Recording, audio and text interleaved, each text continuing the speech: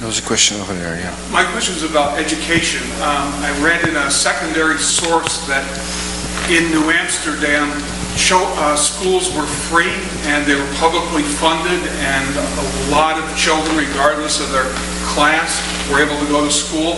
After 1664, that apparently stopped. Is that fact or fiction? Were the Dutch particularly progressive in providing public education? The Dutch were probably the most literate people in Europe at that time. Guicciardini visited Amsterdam in the 16th century, and he said, everybody can read and write. He was shocked.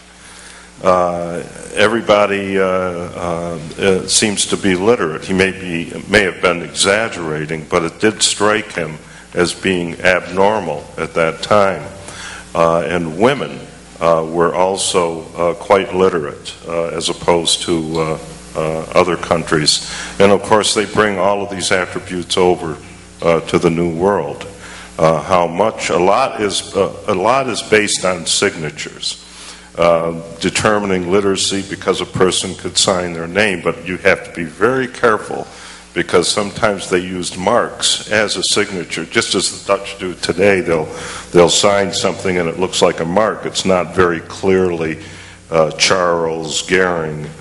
It's just a squiggle, and people will look at that and say, well, the person must be illiterate, and it's not the case. So it's very difficult. It's deceiving. You need to look at other factors, but education was very important, of course, because you had to be able to read the Bible.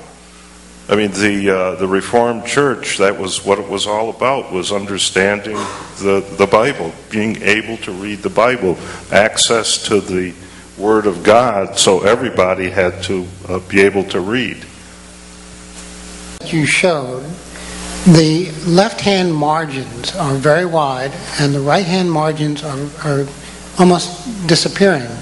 Is that a convention, or is that were they bound in some way, or what is it? This is the problem the translator has to deal with.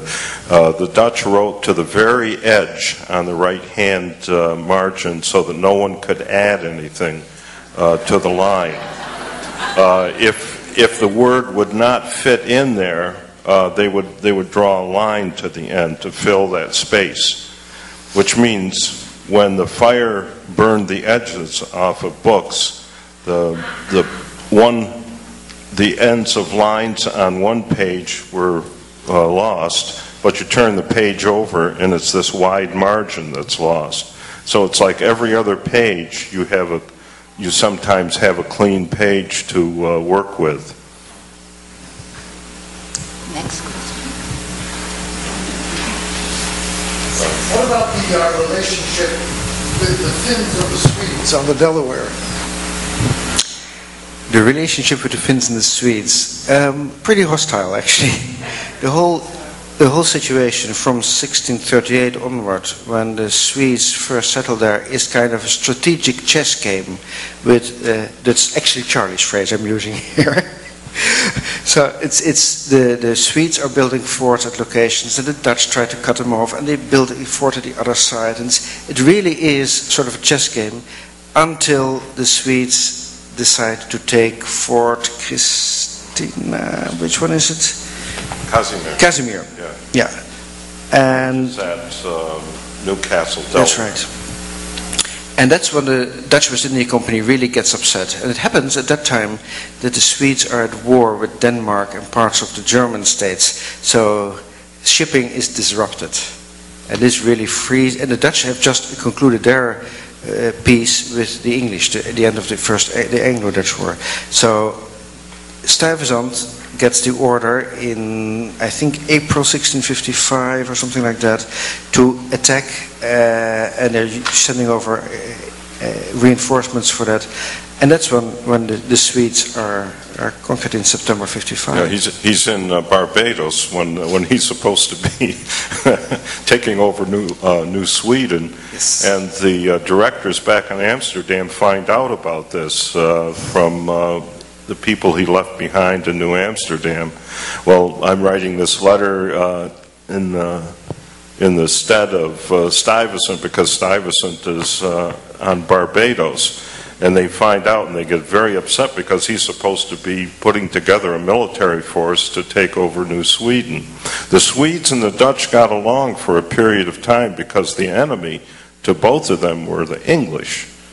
The English occupied Fort Nassau, where Gloucester, New Jersey is today, for a period of time. The soldiers were rounded up and sent back to Point Comfort in Virginia. But Kieft and the Swedish director got along because they realized that their common enemy was the English. They had to keep the English out of the river. The English didn't know where that river went. If they had known, they would have sent a lot of troops in and occupied it. They didn't realize that it went all the way up behind Rensselaerswyck or almost to Albany. They could have intercepted the fur trade. They don't know this until years and years later, and it helps the Dutch out considerably. Their ignorance is Dutch gain in that area. It's a very important geographical configuration, the river systems and the Delaware, which the Dutch called the South River, by the way. The Hudson is the North River.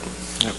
And of course, after the Swedish colony is conquered, the Swedish soldiers are sent back to Europe, but most of the Swedish colonists stay, and they are even allowed to keep their own Lutheran minister. So when we're talking about intolerance in New Netherlands, the Lutherans in New Amsterdam were not allowed a minister, but the conquered Swedes were allowed a minister. Stuyvesant shows some interesting toleration at this point when the directors are more or less saying, round the Swedes up and send them up to Kingston, for example, to fight in the Indian Wars up there.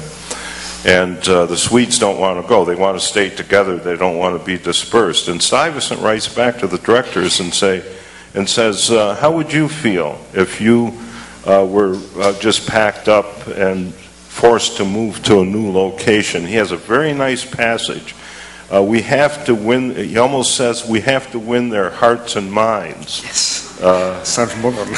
I remember translating that about the time of the Vietnam War, and it all sounded very familiar. But it's a logical thing to do. You can't control an area if you start oppressing people. We tend to think that's possible, but they had only very few soldiers to do so. So there was no possibility for them. If they'd taken a hard line towards the Swedes might have revolted, and that would have made the situation much worse. So, and actually it's pretty much the same what we find in other wars in 17th century Europe as well. Whenever you conquer a territory, the inhabitants are allowed to maintain their religion and the religious rights that they have. And in that sense, there's even an argument to be made that the English takeover was more important to the furtherance of toleration in the New York area than the Dutch origins were.